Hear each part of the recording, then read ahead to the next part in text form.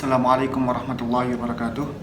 Bismillahirrahmanirrahim. Alhamdulillahirabbil alamin. Allahumma shalli ala sayyidina Muhammad wa ala ali sayyidina Muhammad. Rabbi shrah li sadri wa yassir li amri wa hlul 'uqdatam min lisani yafqahu qawli. Amin ya rabbal alamin. Baik teman-teman sekalian, kita mulai kelas kita untuk mata kuliah pengantar bisnis untuk semester ini dengan membaca Ummul Kitab Suratul Fatihah. Ridhoillah wali syafaati Rasulillah. Al-Fatihah.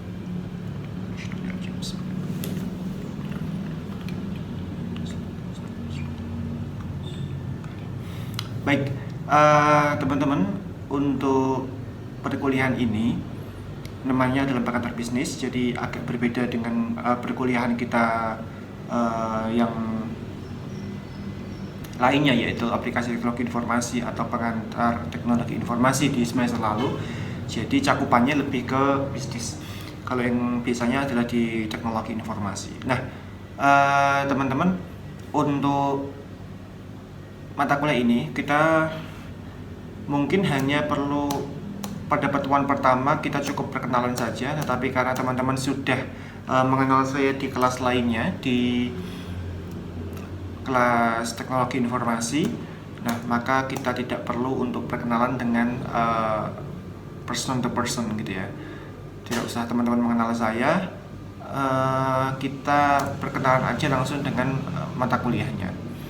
Baik, nama mata kuliahnya adalah pengantar bisnis, jumlah SKS-nya adalah 3 SKS. Kalau tidak salah ya, 3 SKS. Jadi kalau teman-teman mendapatkan nilai A di mata kuliah ini, berarti 4 kali 3 dapat 12. Kalau dapatnya cuman B, 3 kali 3 cuman 9. Kalau dapatnya C, 2 kali 3 berarti cuma dapat 6 saja. Artinya 3 SKS itu merupakan sebuah nilai yang besar gitu ya untuk mata kuliah. Jadi semakin bagus teman-teman, maka akan semakin berdampak baik untuk indeks prestasi kumulatif teman-teman semuanya. Nah, untuk capaian pembelajarannya, harapan dari teman-teman nanti setelah mengikuti mata kuliah ini selama 1 semester penuh, teman-teman diharapkan mampu untuk mengetahui, memahami, dan juga menerapkan konsep-konsep bisnis dalam perusahaan. Ada karakteristik dan keberadaan bisnis, kemudian ada lingkungan bisnis, etika bisnis dan tanggung jawab sosial perusahaan, ada bentuk kepemilikan perusahaan itu apa saja, akan kita bahas, kemudian kerjasama pengembangan bisnis, ada organisasi dan manajemen perusahaan, ada fungsi-fungsi bisnis, SDM, ada operasional, ada pemasaran dan juga keuangan. Dan kurang lebih ini semua adalah mata kuliah pengantar teman-teman. Pengantar bisnis ini adalah mata kuliah wajib.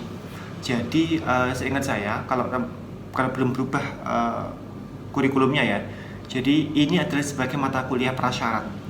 Artinya kalau teman-teman mau ngambil manajemen SDM, ada mau ngambil manajemen keuangan, ada manajemen pemasaran, itu harus lulus mata kuliah ini dulu.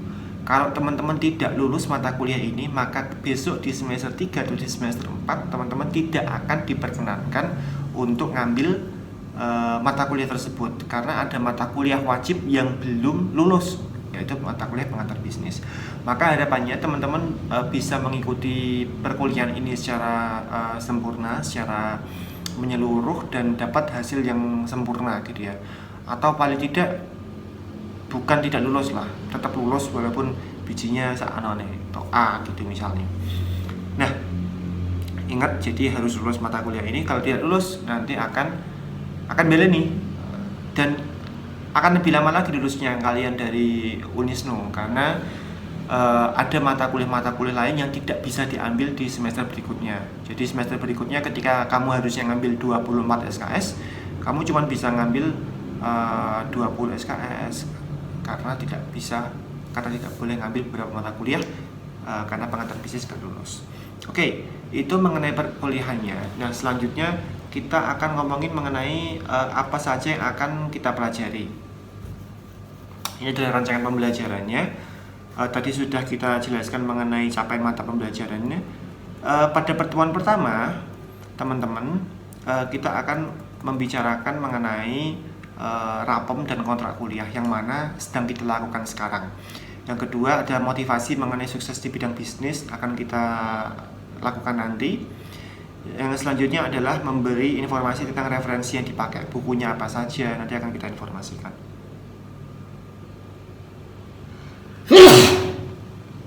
Selanjutnya adalah pembentukan kelompok. Nanti teman-teman bisa membentuk kelompok dengan teman-teman yang lain, milih temennya sendiri gak apa-apa, atau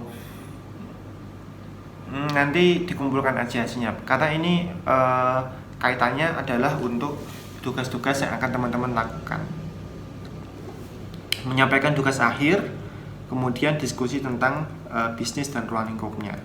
Harusnya ada pretest nanti ini, tapi sepertinya untuk online kita tidak memungkinkan untuk melakukan ini, jadi kita skip saja.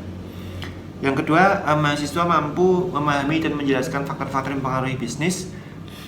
Nanti berarti kita ngomongin mengenai lingkungan bisnis, ada apa saja lingkungan bisnis dalam perusahaan, aktivitasnya ini review materi kemarin. Ini pertemuan kedua, diskusi mengenai lingkungan bisnis. Yang ketiga, etika bisnis dan tanggung jawab sosial perusahaan. Kita akan mempelajari sebagai sebuah perusahaan kita harus bertanggung jawab atau mempunyai etika terhadap siapa saja sih, karena yang terlibat di dalam perusahaan itu kan banyak, ada karyawan, ada supplier, ada di masing-masing, semuanya itu tetap kita harus mempunyai etika dan juga tanggung jawab kepada mereka semua, termasuk kepada masyarakat. Nah, itu semua kan kita pelajari di pertemuan ketiga. Pada pertemuan keempat kita akan membicarakan mengenai bentuk kepemilikan dan kerjasama pengembangan bisnis. Jadi bentuk bisnis itu macam-macam. Kita tidak serta-merta ketika membicarakan bisnis ya cuman aku pengen buka bisnis. Tetapi sebetulnya sangat banyak sekali. Ada banyak bentuk partnership, ada banyak bentuk kerjasama pengembangan bisnis yang bisa teman-teman aplikasikan nanti. Atau paling tidak teman-teman mengetahui, oh ternyata itu ada yang seperti itu toh. Macam-macam dari CV, PT, bahkan sampai ada bentuk yang yayasan dan lain sebagainya. Nah, kita akan bicarakan itu di pertemuan keempat. Pada pertemuan kelima kita akan membicarakan mengenai bagaimana untuk mengelola perusahaan, yaitu membicarakan mengenai kegiatan manajemen dan gaya manajemen dalam perusahaan pada materi yang namanya adalah manajemen efektif. Pada pertemuan keenam kita membicarakan mengenai struktur organisasi.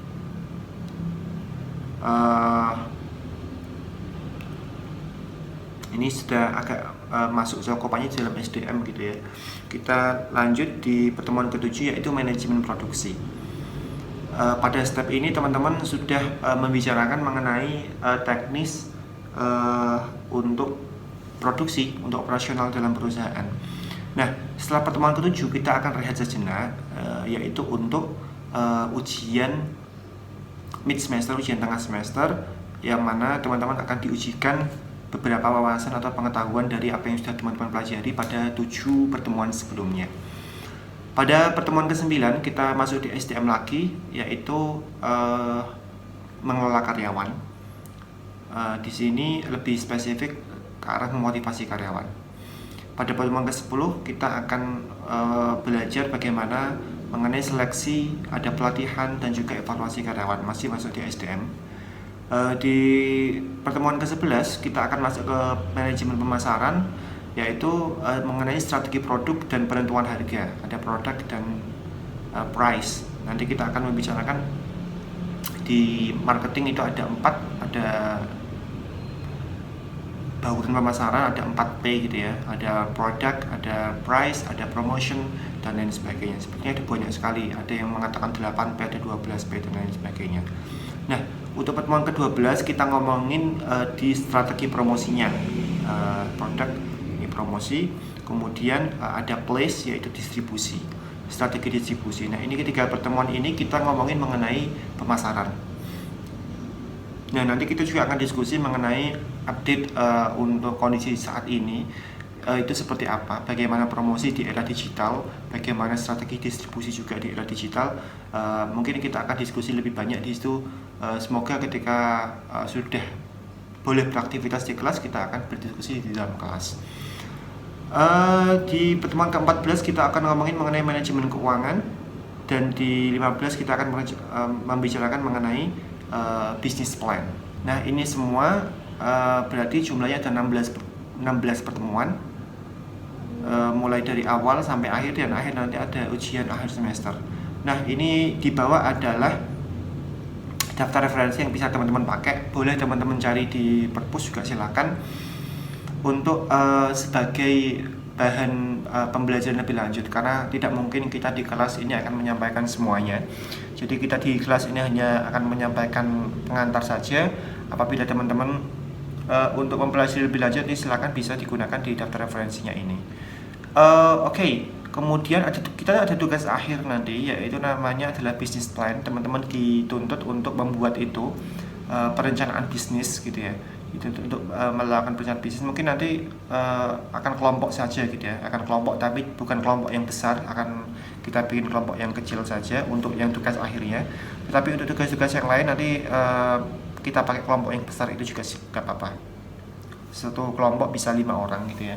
Tapi kalau untuk business plan ini kita akan mungkin 3 orang sudah cukup untuk satu kelompoknya. Nah, ini adalah rapemnya untuk rapem rancangan pembelajaran selama 1 semester ini. Harapannya teman-teman dari awal sudah mengetahui nih apa yang akan kita pelajari selama 1 semester penuh gitu ya, sehingga akan ada persiapan-persiapan apa sih yang harus teman-teman pelajari sebelum dan sesudah pertemuan gitu ya, untuk secara keseluruhan. Oke, kita lanjut. Jadi untuk perkuliahan dan nilai, ini presensi minimal 75%. Ini bukan peraturan dari saya, tetapi peraturan dari universitas. Maka teman-teman nanti wajib sekali untuk melakukan presensi, baik itu nanti online, jangan lupa disubmit, atau kalau semisal aturan pada pertemuan itu absennya bukan menggunakan submit tapi menggunakan tugas, ya berarti teman-teman harus mengumpulkan tugasnya. Toleransi keterlambatan maksimal 15 menit. Jadi ini hanya untuk ketika pertemuan itu terjadi secara offline. Tapi kalau secara online saya kira tidak perlu ada ini sih. Tapi yang jelas tugasnya harus tetap diupload sesuai tepat waktu. Absensi 10%, proses 20%, dan juga tugas 30%. Nanti ada tugas-tugas dan juga ada aktivitas untuk di dalam kelas, yang mana masuknya dalam proses. Kalau tugas berarti nanti yang kita kerjakan di rumah mungkin agak menantang sedikit gitu ya tugasnya ya, itu nilainya 30%. Tapi kalau yang tugas-tugas aktivitas dalam kelas gitu ya, itu nanti masuknya 20%. Nah teman-teman kalau semisal bisa mengikuti itu semua, harapannya bisa dapat 60% nih. Paling kurang untuk C lah, untuk C. Masuk mid semester sama akhir semester udah dapat. Kalau misalnya dapat sempurna semua, ya pastinya dapat A insyaallah. Oke. Itu mengenai perkuliahan dan nilai. Nah, untuk konversi penilaian sama seperti biasanya, aturannya sama seperti ini. Poinnya 4, maka tadi saya sampaikan ini jumlahnya 3 SKS, berarti nanti 4 dikalikan 3 berarti nilainya 12. 3,5 dikalikan 3 jadinya berapa kalau dapatnya AB. Nah teman-teman mau ngincer yang mana ini nanti nilainya? Harapannya sih ngincer yang A dong, masa ngincer yang D, itu nggak mungkin. Harusnya dapat yang A. Hal-hal yang perlu diperhatikan menyelesaikan tugas yang sudah di schedule. Biasanya tugasnya itu akan kita upload di e-learning ataupun di LMS. Nanti teman-teman silahkan upload sesuai dengan ketentuan jadwalnya. Sudah kita setting biasanya jamnya itu maksimal semisal jam 12 malam, ya berarti harus di maksimal ngumpulin jam segitu. Kalau telat jam 12 malam lebih dari 1, maka dianggap tidak mengumpulkan tugas, karena keterlambatan dan kecurangan pengumpulan tugas dianggap tidak mengumpulkan tugas. Begitu juga dengan kecurangan. Kalau teman-teman melakukan sebuah kecurangan, semisal hanya copy paste, tidak mencantumkan referensi, atau bahkan copy paste total gitu ya, tugasnya koncone di kok di pack gitu ya, maka itu akan ketahuan dan tidak dianggap mengumpulkan tugas. Oke, selama mengikuti perkuliahan peralatan HP harap tidak digunakan. Itu kalau kuliahnya offline ya. Tapi kalau kuliah online seperti ini, teman-teman harap menggunakan HP, karena kalau nggak pakai HP tidak bisa nonton video ini, maka wajib menggunakan HP kalau online. Tapi kalau offline, jangan sekali-kali pakai HP, tak jual HP-mu nanti. Segala bentuk kecurangan akademik yang terbukti akan berakibat tidak lulus. Oke, ini sudah kita sampaikan sebelumnya. Pokoknya kalau misalnya nanti ada ujian di kelas gitu ya, misalnya teman-teman melakukan kecurangan, misalnya nyontek, ngepek gitu ya, ngepek bojone kancane, itu tidak boleh. Kalau terbukti akan berakibat tidak lulus. Oke, itu mengenai kontrak perkuliahan yang mana masuk dalam aktivitas di pertemuan pertama. Oke ya, masuk di aktivitas ini mana tadi? Kontrak kuliah. Nah, yang aktivitas yang pertama sudah, kita lanjut ke aktivitas yang mana dulu ya? Aktivitas pembentukan kelompok. Aktivitas pembentukan kelompok, nanti teman-teman silahkan bikin kelompok jumlahnya 3 orang. Jumlahnya 3 orang, nanti dibagi, kemudian diupload di kolom komentar. Di kolom komentar ini biar direkap sama asisten gitu ya. Oke, ini nanti aja deh pembentukan kelompoknya, nanti kita bebaskan. Ini masing-masing 5. Oh ya, ini yang untuk tugas ini, untuk tugas mingguan. Jadi untuk tugas mingguan nanti ada pembagian kelompok 5 orang per kelompok gitu ya. Tapi yang untuk 3 orang itu nanti untuk besok aja lah. Itu kan karena nanti untuk tugas akhirnya, untuk bisnis plan-nya gitu ya. Tapi untuk yang tugas biasa ini teman-teman hanya butuh 5 orang gitu. Nanti silakan di komen di kolom komentarnya pembagian kelompoknya siapa saja teman kalian, nanti silakan nanti akan kita rekap. Kita bebaskan kalian mau milih siapa gitu ya. Oke, itu untuk pembagian kelompoknya. Kita lanjut mengenai motivasi mengenai sukses di bidang bisnis gitu ya. Motivasi mengenai sukses di bidang bisnis. Gak tahu ya, mungkin teman-teman sudah ada bayangan sendiri sih siapa orang yang menjadi inspirasi yang sukses di dalam bisnis gitu ya. Di pandangan teman-teman mungkin sudah ada orang yang nempel di otak kalian gitu ya, siapa orang yang sukses di bidang bisnisnya. Nah, kalau kita ngomongin mengenai inspirasi gitu ya, inspirasi sukses di bidang bisnis, siapa sih orang yang paling terdekat di antara kita, di dekat kita gitu, yang paling dekat dengan kita? Ya tidak lain tidak bukan, beliau adalah Nabi Agung Nabi Muhammad SAW, karena beliau adalah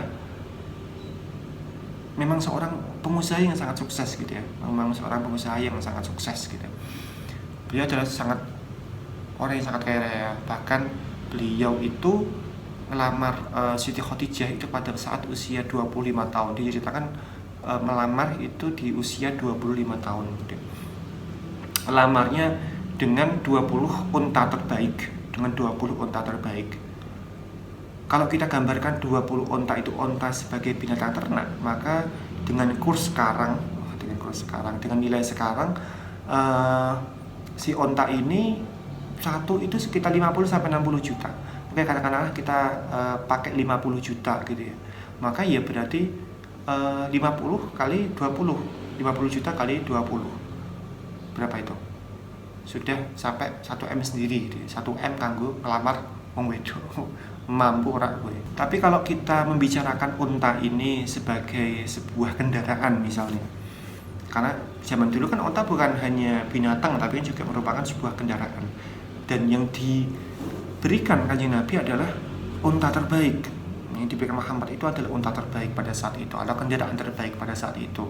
Nah, kalau kita gambarkan kendaraan terbaik saat ini itu apa? Lamborghini, Ferrari, atau apa? Oke, let's say Alphard gitu ya, harganya 1M gitu ya, 1M dikalikan 20 miliar hanya untuk melamar seorang wanita. Makanya ini subhanallah betapa sangat luar biasanya beliau kesuksesan.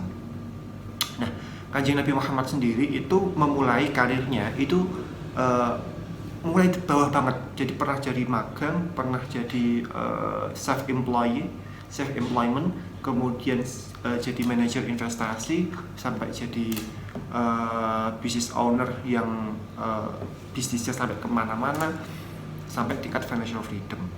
Nah, dimulainya semua itu ketika usia 12 tahun. Jadi Kanjeng Nabi itu, Muhammad kecil pada saat itu, diajak magang sama pamannya Abu Thalib ke Syria gitu ya. Diajak ke Syria. Nah, pada kesempatan magang ini menjadi titik awal Muhammad pada saat itu untuk tahu banget mengenai detail-detail kecil di dunia bisnis. Belajarnya semua di sana. Belajarnya semua itu sama diajak pamannya itu ketika magang internship. Maka besok jangan kaget ketika teman-teman di Fakultas Ekonomi dan Bisnis Unisnu, FEB Unisnu ini disuruh magang. Ya memang jalannya seperti itu. Magang itu menjadi sebuah wahana untuk belajar yang tepat gitu ya. Nanti Nabi memulainya juga dengan itu. Magang diajak pamannya berdagang gitu ya, dengan kafilah kayak gitu. Nah, pulang dari pergi berdagang magang tadi bersama pamannya, Muhammad mulai membuka bisnis kecil-kecilan di area Ka'bah gitu ya, di area Ka'bah situ. Nah, di sini nama Muhammad mulai mulai santer gitu ya, mulai besar gitu ya. Nama Muhammad di sini mulai banyak dikenal oleh para investor.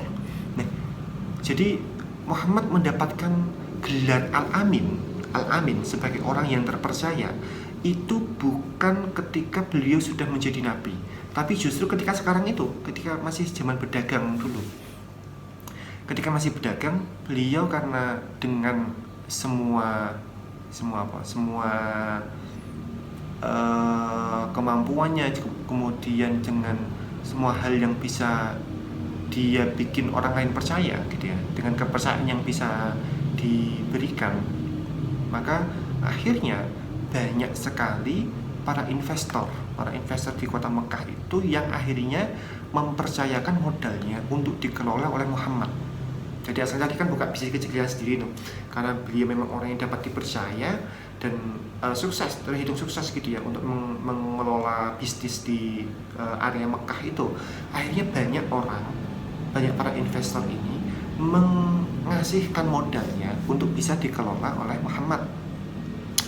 Yang macam-macam model akadnya itu ya, ada musyarakah mudharabah, ada yang bagi hasil tadi ya, kemudian ada yang modelnya juga penggajian, itu juga ada.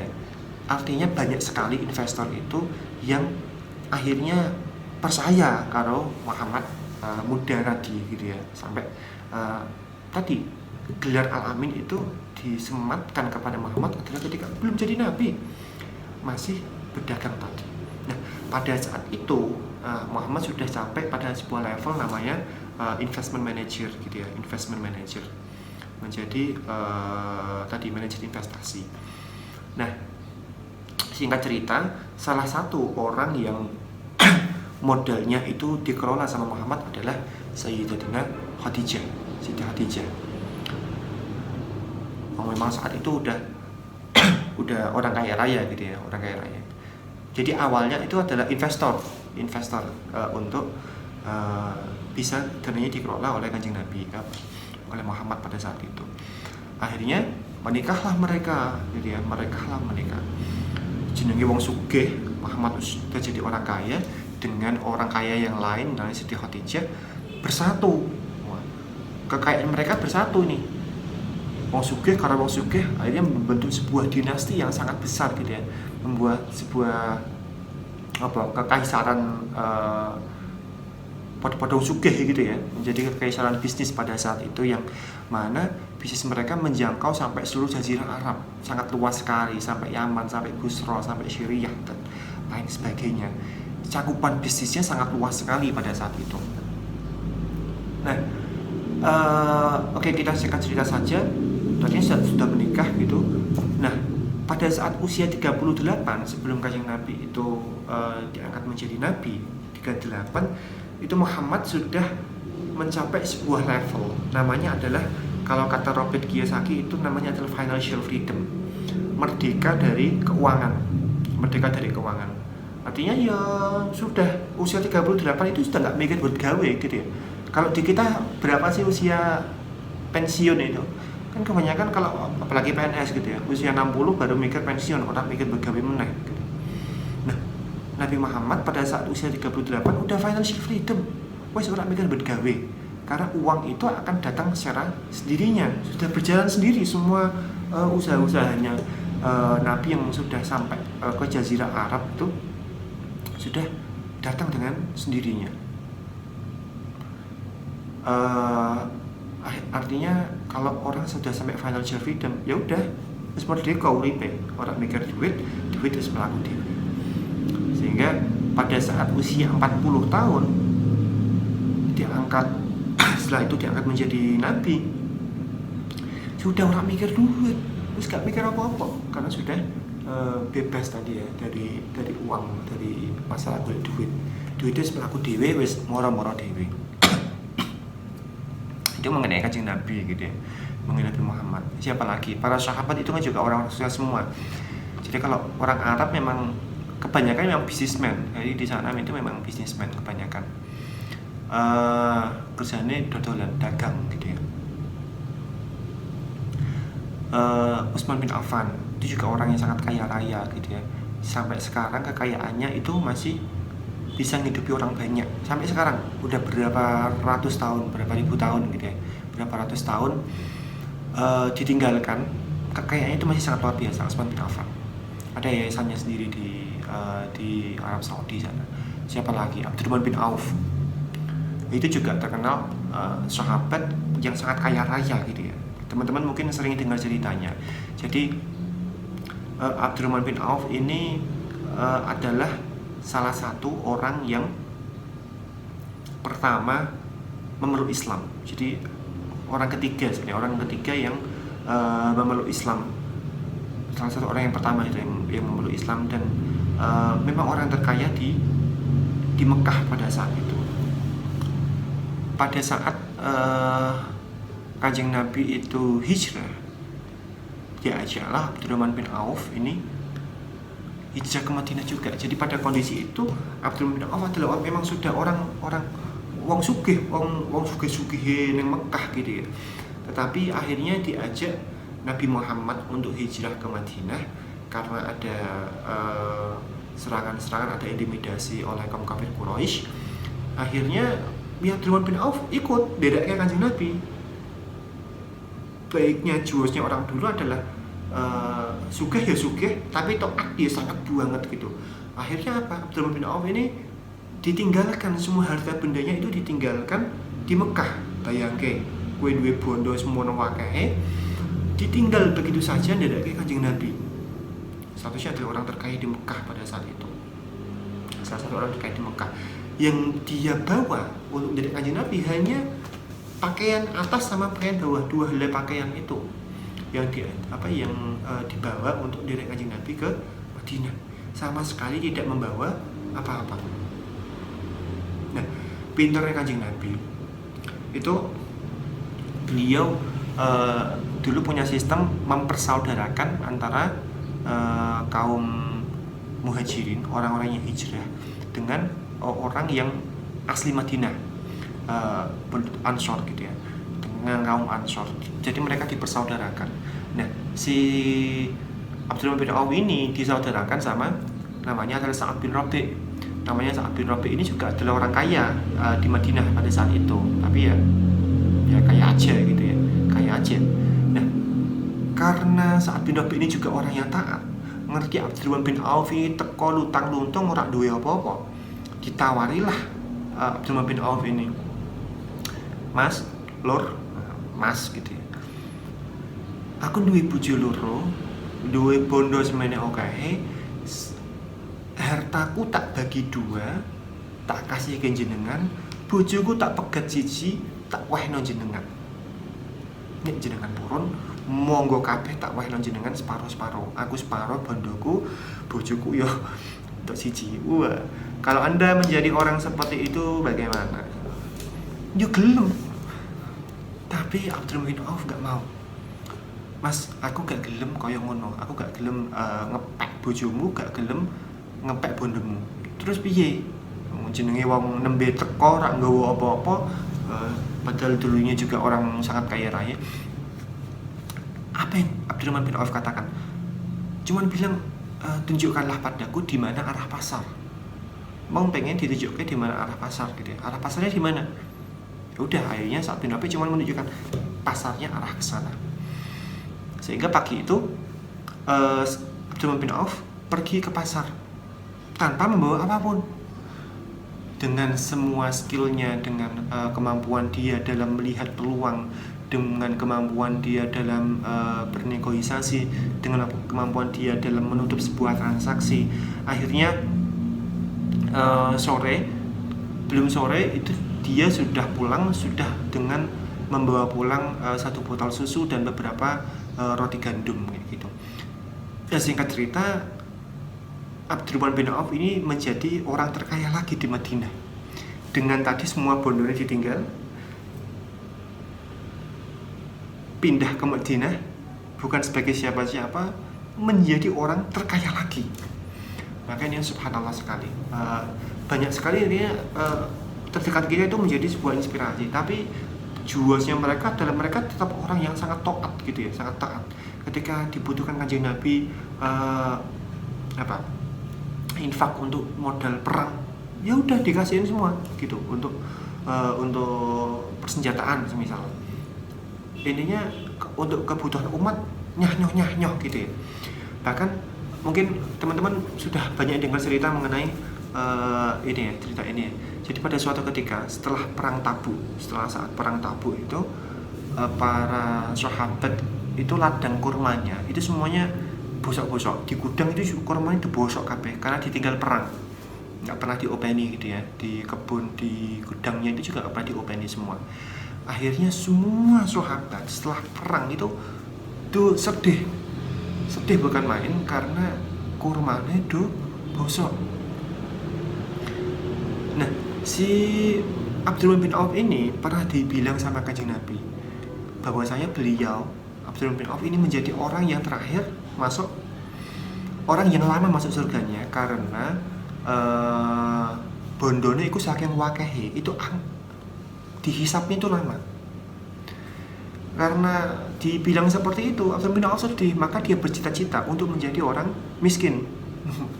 Cita-cita pengen jadi orang miskin.